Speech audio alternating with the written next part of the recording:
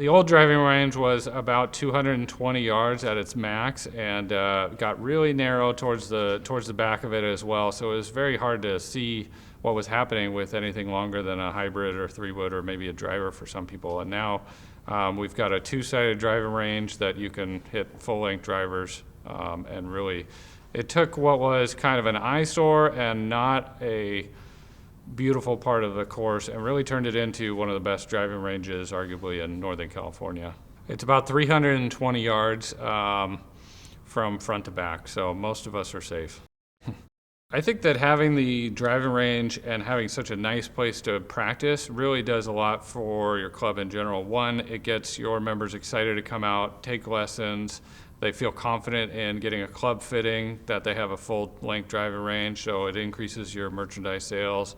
Having a place that you can be proud to come out and hit balls at is another beautiful way to come out, enjoy a sandwich, use some of the food and beverage facilities. So there's a ton of ways that benefits in a lot of ways that just otherwise you wouldn't notice. So the driving range is a great question, and it's a challenge for a lot of the old courses, right? Courses of Diablo's age, Sequoia's age, driving ranges just weren't really part of the thinking back then. They probably only became popular in the 50s or 60s. So we didn't want to lose our routing or the aesthetic, but we realized having a full-length practice area was integral. It was scored very high in our member surveys. So to accomplish that, we had to kind of create a hybrid model. So we have a driving range between the 9th and 10th holes, which any given day you can hit up to about 140 yards. But through the master plan, we created an alternate green next to the 7th tee, where certain days of the week we could play an alternate course, and that would allow us then to have a full-length driving range. We think that's very important for a club of this.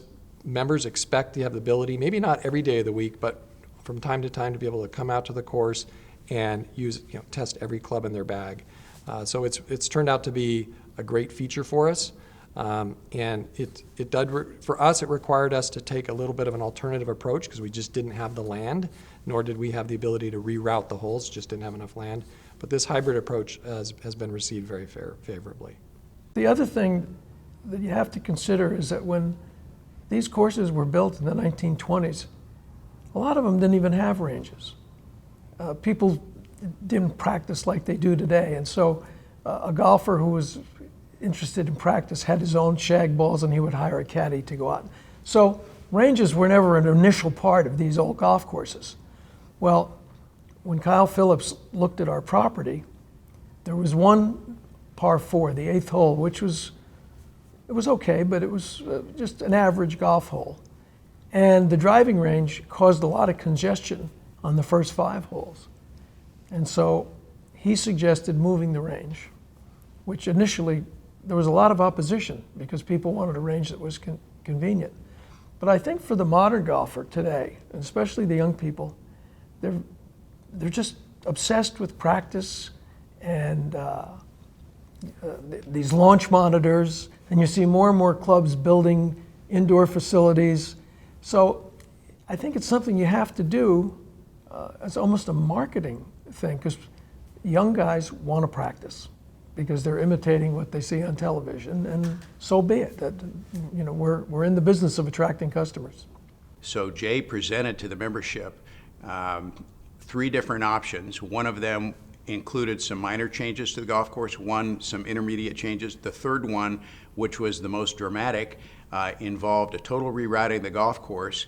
And the reason that ultimately carried the day was it allowed the club to develop new amenities that they did not have before, including a full-length 330-yard double-ended driving range and a short game area that we hadn't had before. Previously, we had a limited flight golf ball driving range, and we didn't have much of a short game area. The members got really excited about that, and to this day, that may be the most significant thing that the members enjoy that probably they didn't even anticipate they would before. The driving range is full almost all day long with people hitting golf balls, and it's been a great success.